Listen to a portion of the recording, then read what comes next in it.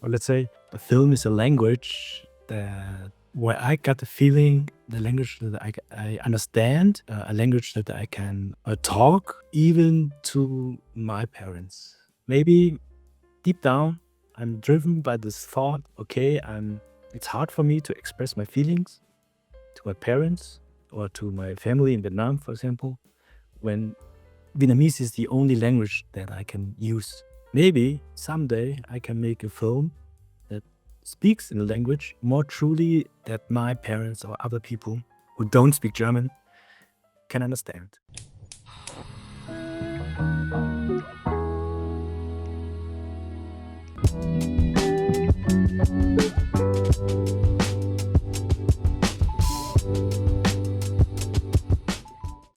Hello, welcome everyone. Welcome to SEASPORA, the video podcast about the stories of the Southeast Asian diaspora in the West. With me, I have a special guest, which is Duc-Thi Bui, who is a Vietnamese German screenwriter and filmmaker. Welcome. Hi, thank you for Hi, having me in your podcast. yeah. How are you today? I'm fine. Very good. It's early in the morning. I just started my day, and I thought before working something and then go into in our talk, I just read something and got smoothie into the day. Great. Have you already eaten yet? No, I'm not a breakfast guy.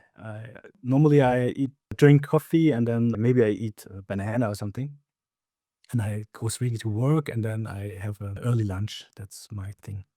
Okay, yeah, that's fine too. Today's topic will be about your journey into filmmaking and how it is connected to your Vietnamese German background. This episode is brought to you by me. This podcast aims to shine a light on communities that have often been overlooked, or rather, underrepresented in Western media. In a fast-paced world like ours, I want to tell stories that leave a lasting impression. Creating them in a video format is not only something that I enjoy, but also a way for me to reconnect with and explore my Thai heritage. That said, none of this would be possible without you. You help keep this podcast day afloat. I know nearly every piece of content out there is asking you to like, share, and subscribe. Mine is no different. But truly, I'm grateful for every bit of support and engagement. Thank you, and ขอบคุณค่ะ But before I ask you serious questions, I would like to play you with a little game, a little pop quiz, so that the audience can get to know you better. Are you down with that? Yeah, totally. Yes. for it. Okay, great. So I will say to you some phrases and I would like you to complete them. Okay. All right. As a Vietnamese man in Germany, I feel. Sometimes not so manly, but I think it's more like having male friends in the early years in my childhood, and I feel somewhere, but not really anywhere. It feels like floating between spaces, especially if you have a migrant background living in Germany. Can you explain a bit why you don't feel so manly in Germany? Because I think the definition, what a man has to be, is sometimes I feel difficult to connect, especially what's inside the society. And also, I catch myself thinking about, okay, how to be more manly or be more a man or fulfill my role as a man in the society. But those questions, I don't know the answer for that. Okay, next phrase. I'm immediately turned off by. Somebody explaining me how the world has to be, especially because I'm looking for my own lens to see the world how it could be or should be. Yeah, this is fair enough. Next one. I associate Vietnam with my family, part of my family, and also my family here in Germany and at other parts of the world. But mostly from the sound and smell is like really is hearing motorbikes and riding on a motorbike. I think that's the feeling that I kept for myself, bringing from my journeys in Vietnam to Germany or back to Germany then. Have you ever been on a motorbike in Vietnam? My first journey to Vietnam was late in my life. It was when I was 29 and it was 50 years ago, 50, 60 years ago. Yeah, I learned to ride on a motorbike and immediately I was hooked by it and I was really fun and to be free and because the first days I can imagine I was walking through the city. I was at Ho Chi Minh City and I was walking there with my map and I didn't have a mobile phone at that time, not a smartphone at least. And I was walking there and people are looking at me and I can see how they ask themselves why this guy is walking and not driving by motorbike or by somebody else's motorbike on the back or something, or taking taxi. This idea of exploring the city by walking, but it was a stupid idea actually because it was hot, humid. Yeah, this is very true. Next one. I'm attracted to people who have or who are still thirsty for new thoughts, to like to explore new ideas, and therefore they don't think that what they know is everything they need to know, and also be aware of there's more beyond your imagination and beyond of what you think you know. In my first years, or in the beginning of my career as a screenwriter, I was always thought about what kind of stories I would tell and what kinds of characters are in there and what kinds of conflicts and so on, but not in the way like, there's a concept of the hero's journey and there's a concept of the 3x structure or 5x structure or 8 sequences or something like that, and taking them as a tool, but also think about for every story I want to tell is the question is of what is the best way of telling this story. Yeah. I think it's very important to trust yourself and also trust in your skills and to see what is my strength, what can I do best. And you don't need to do everything, especially if you are working in an artistic field or in a creative field. You are assuming that you need to do everything, but you don't actually. Okay, last phrase. I'm happy when I'm listening to music.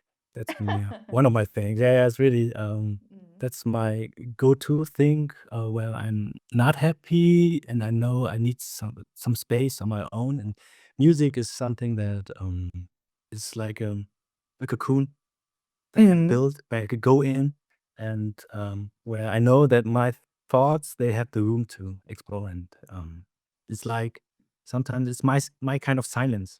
Are there like specific types of music that you're into, or does it change? I drawn to let's say rock music, like classic guitar, bass, drums, and a voice. I also like electronic music, more like pop music.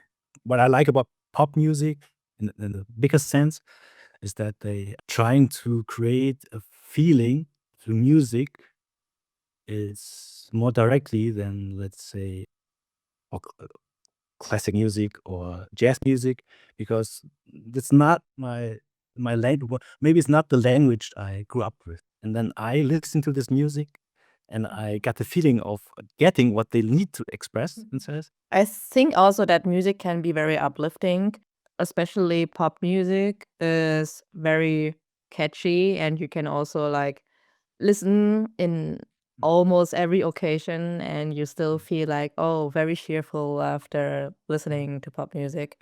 And I think I also like to listen to jazz or classic music, but it's more complex. And by complex, I mean that the emotional range is rather complex. So you cannot put it into words what you're feeling by listening classic or jazz. It's more in depth, I would say, whereas pop is very heightened and you know the lyrics and you know the words and it's catchy and it's better to grasp pop music than classic music. So let's talk about you. Where were you born? I was born in Vietnam, in Binh Hoa. That's the city not far away from Ho Chi Minh City. That's what my parents grew up, and most of my family that's still in Vietnam are still living there. I came to Germany when I was still a baby, 10 months old. It was some years after the American War in Vietnam. It was 1979. They came as refugees, as boat people to Germany, but first they went on the fisher boat, and then they got picked up by a German ship, and then they spent some times in Malaysia in a refugee camp, and then they came to Germany. And then in Germany, we came to Niedersachsen first, and then we got a place to live in Cuxhaven. It's at the North Sea. It's north from Bremen, west from Hamburg. That's the town where I grew up. What is your most cherished experience in Cuxhaven? The sea, the beach, being there with friends, and the summer, and riding my bike, not a motorbike, my bike to school, having a Walkman, cassette Walkman at that time, and listen to music on my way on the bike to school, because I have to ride for 20 minutes in the morning to school, and that was also my riding in silence to music to school. That's what I cherish. In retrospective, being bored, like having all the time and more time than you need, and then think about, okay, what can I do with my time, and think about, okay, listen to music, reading books, watching films, and especially in the night, hanging at the beach, making fire. It wasn't loud back then, but it's also not having a big Vietnamese community there.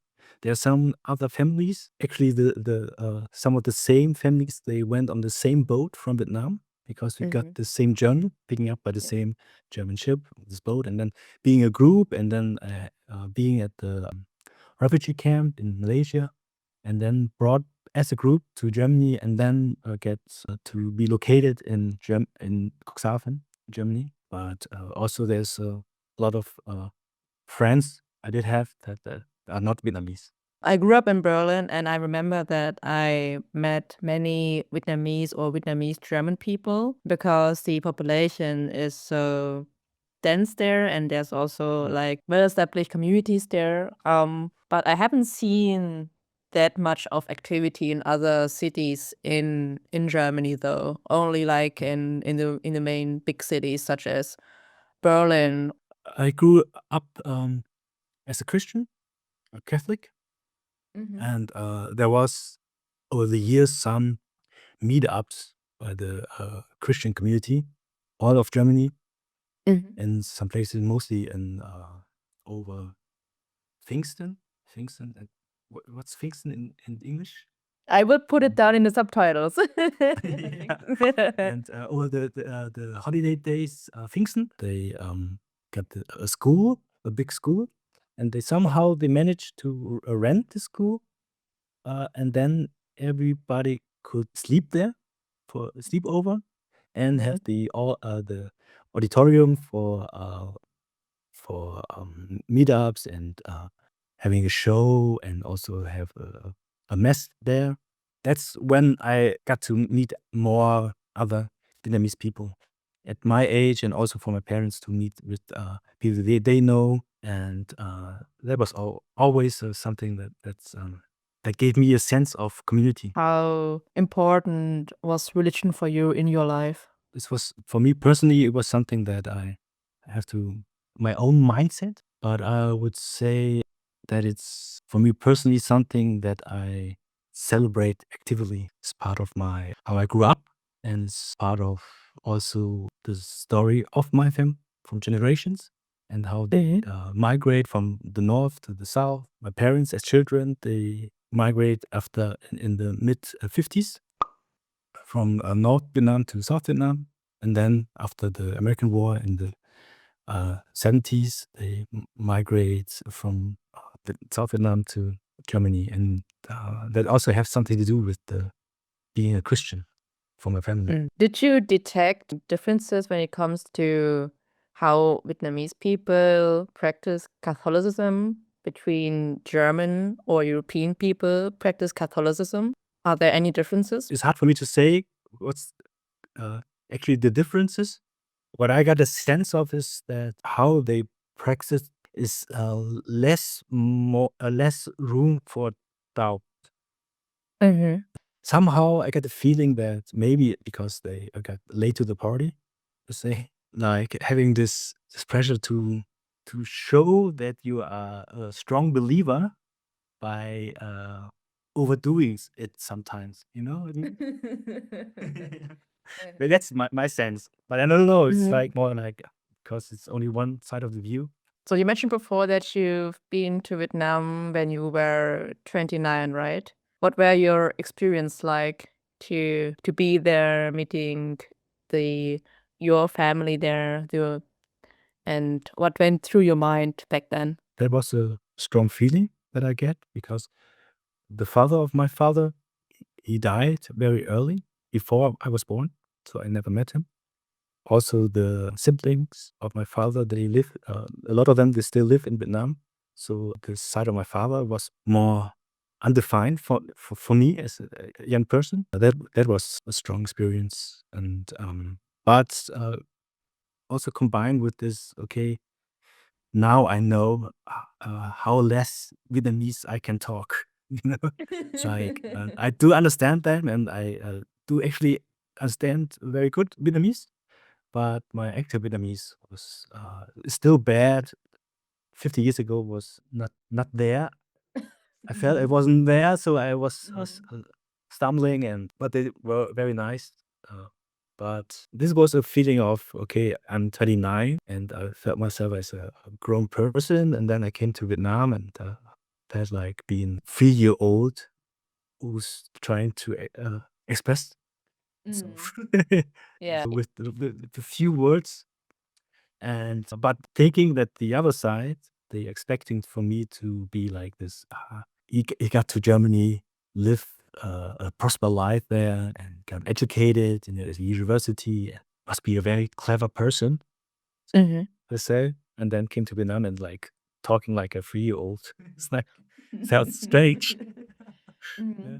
But I totally feel you, because I experienced like quite similar, that people assume, or my family in Thailand assume, that I live a wealthy life and live a prosperous life because Germany is regarded somehow as a paradise in a way, because it's in the West and people earn more money than in Thailand or in any other country in Southeast Asia. But then you come there and then you don't speak the native language, right? Because you're not in touch with that every day. And how did you come in touch with your Vietnamese culture and customs and your everyday life, aside from going to church with your family?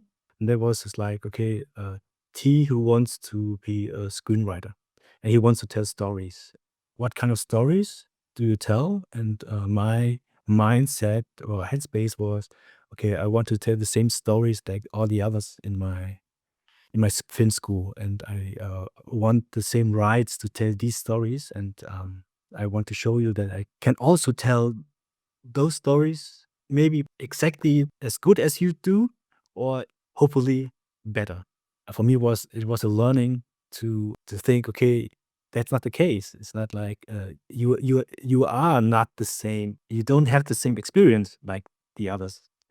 And when you tell stories through your own experiences, those stories can tell more emotionally, because you can grasp the audience by the emotion more truly, hopefully, than trying to imitate something that you think you should do to be respected as a screenwriter or a storyteller. Screenwriters, they've got this a lot of books, and these books are telling you how to tell a story and how to fix the story. They always say, okay, because fixing is always comparing to something that are meant to be true. But what is true? At the end, it's what the audience feel. And when the audience always get the same way of storytelling, I think me too, they get bored. I can also remember when growing up here in Germany, I didn't experience stories from a migrant perspective. I only remember like from one show when I was a kid, which was called Türkisch für Anfänger, or Turkish for Beginners, I think, in English. And I think they also broadcasted that in other countries, and about a patchwork family, like one German mother is marrying a Turkish dad, and they both have kids, and the kids are like living together in one household. And I was like, oh my gosh, finally, like some it's not my perspective, but at least there's some diversity going on there on the screen, and it's still a slow process when it comes to diverse stories or diverse storytelling in German media or German TV shows and movies. And according to your CV, you also wrote for German TV, such as Made in Germany, which is like also I think it's also like a few episodes on German state TV, ARD. And I watched one episode that you wrote, and this was about this Vietnamese German girl, Annie. And I was so emotionally grasped by the story. This is so true. Being a migrant father and going to an official office and being the daughter to translate this. So for your context, the Vietnamese German daughter is going back to her Vietnamese father, to her estranged father, and she's also like trying to figure out her own Vietnamese roots while figuring out herself and figuring adulthood.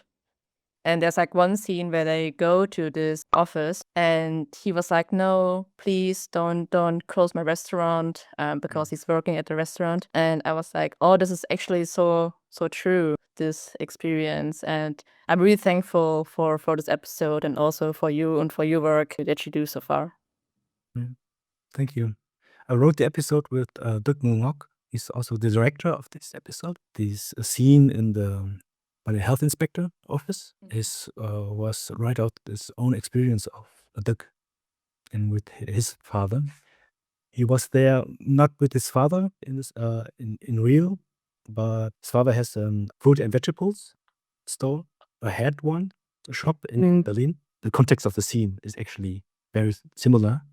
And he also got into this, my father was not treated right by the health inspector, and I can use the language because I can speak German fluent compared to my father to go there, to go to the office and fight for my father, getting justice.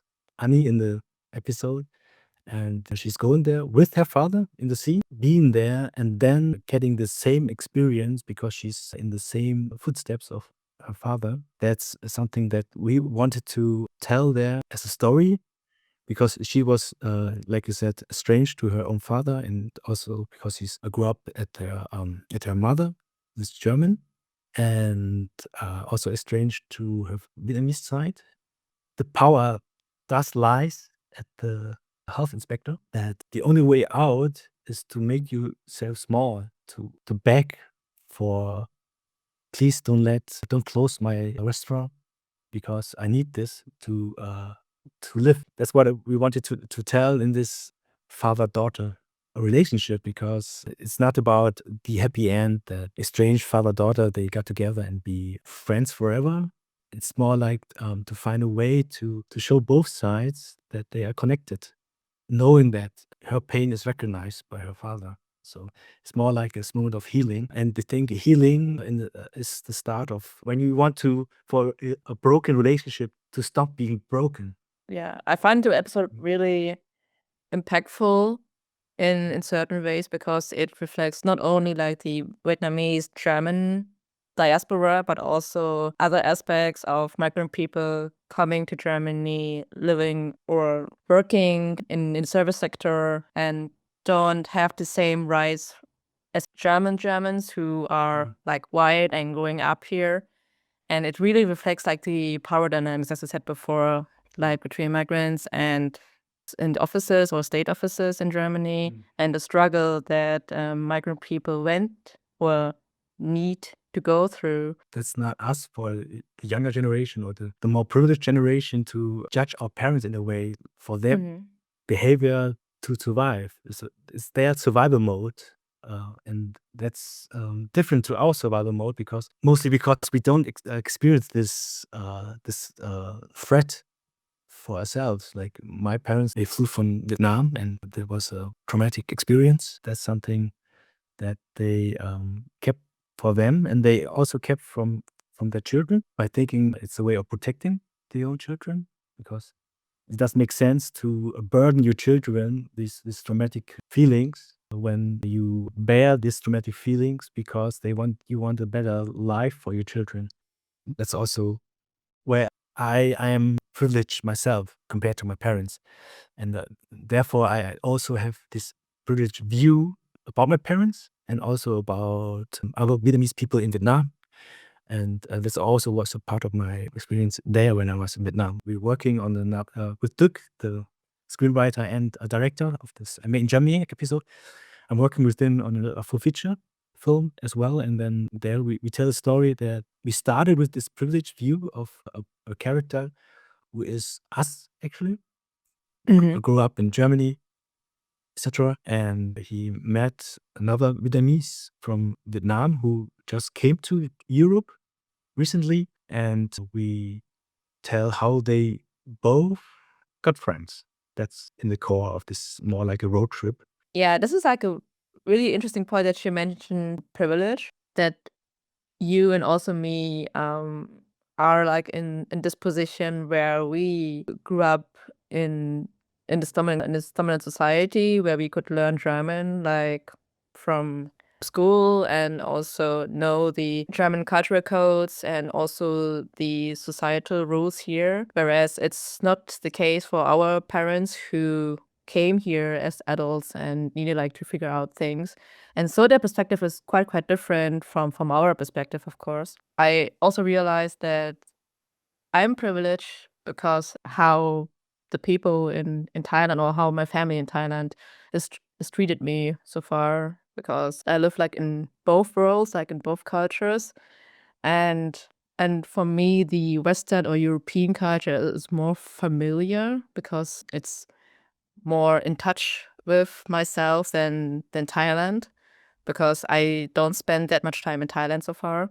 But still, you try to connect with your roots, right? And to try to connect with the culture of your parents. And also, sometimes I also experience this kind of alienation when I'm back in Thailand. And yeah, it feels complex, sometimes good, but also like really weird sometimes to experience this kind of alienation from your peers. Yeah. Let's head back to your journey to filmmaking. You mentioned before that you were drawn to stories and also to storytelling. So that is why you are working as a screenwriter now. Mm. And in our previous talk, you also said that you studied at International Film School, Internationale Filmhochschule in Cologne. What were the most valuable lessons or things that you learned at the school? The friends I made there. I don't want to downplay the school. The school is very good for teaching you the skills you need to make films. For me, till today, is like the people I came close with and kept close till now, from this time at the film school in Cologne. And because of my own experience, that I didn't find my own voice there, but it's part of my journey. And the school wasn't, at that time, it was 15 years ago, didn't have I think, the radar to send my needs as a storyteller with migrant biography. It's like, because they wanted to give you skills and they want to teach you something, and they, for teaching you, they bring in books, films, and other resources. But this canon of books and films already is limited. But my own view was also limited because I grew up with not a lot of Asian cinema, not a lot of Asian representation in music, in bands and musicians, and also didn't look for it. So because I always took what was there, and there was at the film school this kind of books and this kind of films and this kinds of teachers. I got a lot of skills. I got some very good friends, but I think the film school experience hopefully is different today. Another question that I like to ask you, because we also talked about Made in Germany, the episode that you did with Duke, and I've noticed there are more productions or more TV movies or episodes regarding narratives from a Vietnamese German perspective, and compared to the last 10 or 15 years or so? And how would you explain the rise of these production in German media? Or let's say a film is a language that where I got the feeling, the language that I understand, and a language that I can talk even to my parents. Maybe deep down, I'm driven by this thought.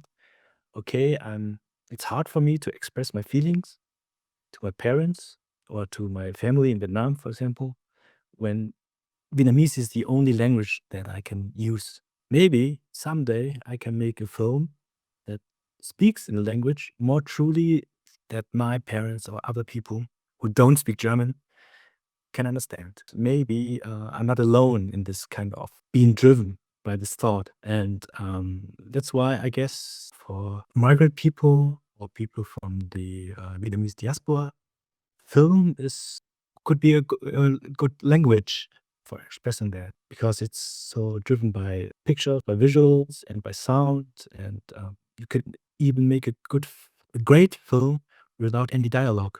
Germany has a very specific history with Vietnam, with the GDR, with the contract workers, and in the West with Vietnamese boat people, and the second generation and also the third generation is right now. It's fresh because the timeline, this disconnection between the first generation and the second generation is the topic is right now and not something historical or something. Maybe the third or fourth generation, they don't have the need anymore to or don't feel so disconnected to the other generation, and they don't have this need to find a language to express something because they also have the same language. So that's what I think to my children.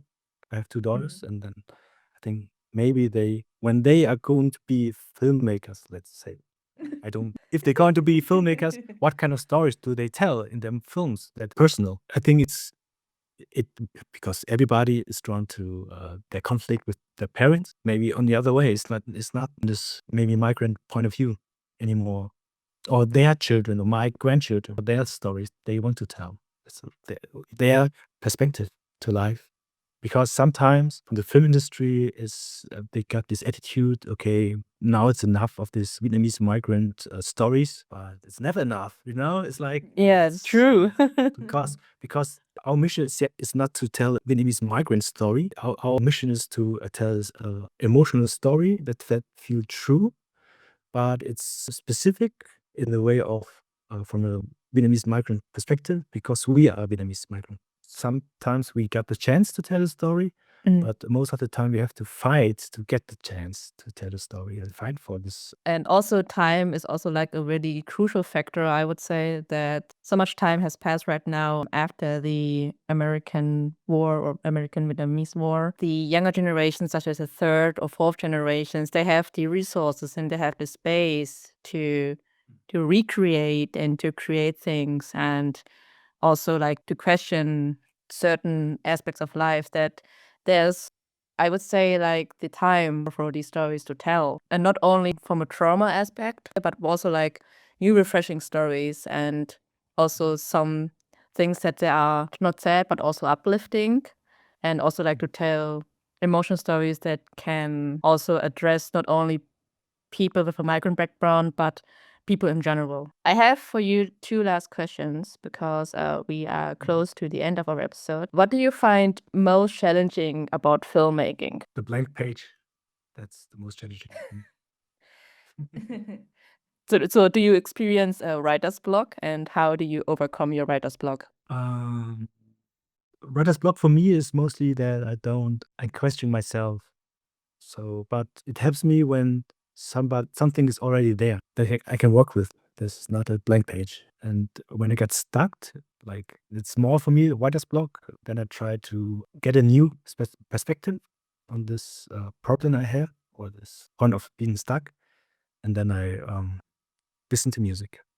And I like to listen to albums, not only songs or playlists, because not every album is made with this mindset, but there are some, and then when you listen to them in this wholesome, that I think is very inspiring. And I draw many inspirations from music. Yeah, I totally feel you. So you mentioned that you're working on a feature project, which is called Hanoi Berlin. In what stage is this project right now? And what needs to be done to get this movie done? We need the money.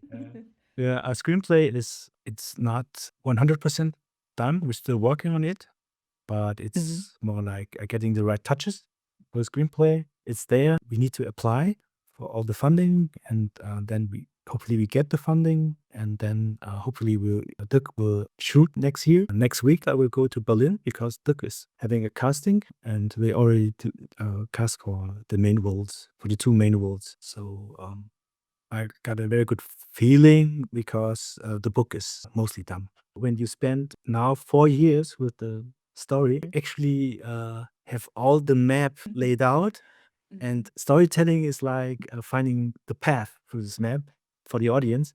And if you change the path right now for us, it's like, okay, just going the other way because we've already been there in all the development of the story because we took now we spent 4 years already with the story. It's a very long time, but also I think it makes the storytelling stronger. The 4 years it's different than spending only 1 year or half a year to sketch a feature film. Yeah, this is so true. Yeah, with Maya, she's also living in Stuttgart. We both founded a collective. It's called Zebras Collective because we think that you don't need to have black and white stripes to call yourself a zebra, and we don't want this black and white thinking. We like this colorful thinking and different shapes also, not only in stripes but also in different shapes. We met 2 years ago and we were surprised. We didn't met before because Stuttgart is not very big in this kind of way, but it's lacking this kind of collective. It's like lacking something that Southeast Asian perspective more visible in the culture, in the films, in illustration, in literature.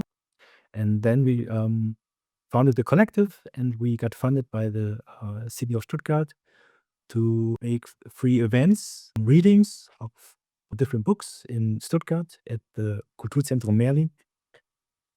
And the first one is at the 20th August, and we invited Tasom Elena Yoon to read from her book Oh Sunny. And the special thing is because our concept is called another alphabet playlist, and it's about broaden the music listening bubble of everyone by bringing in songs without English or German lyrics. Because when you use a streaming service like Spotify or Apple Music or the Tidal, the algorithm is mostly things because you're mostly listening to songs in English. You only like songs in English, but that's not true.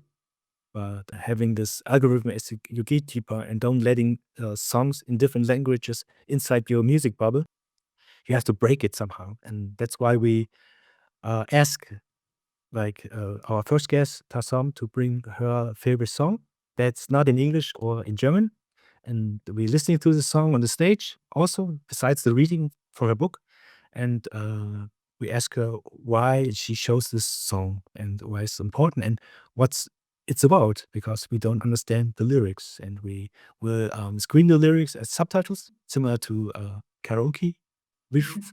And then we can talk about the song and listen to the song, and hopefully somebody in the audience will find another favorite song and listen to it on their streaming service and breaking their music bubble. Oh, cool. Yeah, feel free to check it out. Yeah. And yeah, thank you, T, so much for your time and for sharing your story and to tell us. Yeah, and take us to your journey to filmmaking. And I hope, and I'm really thrilled about your projects and about the future film. So yeah, thank you so much. And thank you guys outside for listening and tuning in. Please feel free to listen to another episode for the algorithm. And don't forget to like, share, and subscribe. Thank you so much. And thank you to you, T. Thank you. Thank you to listeners. Bye bye.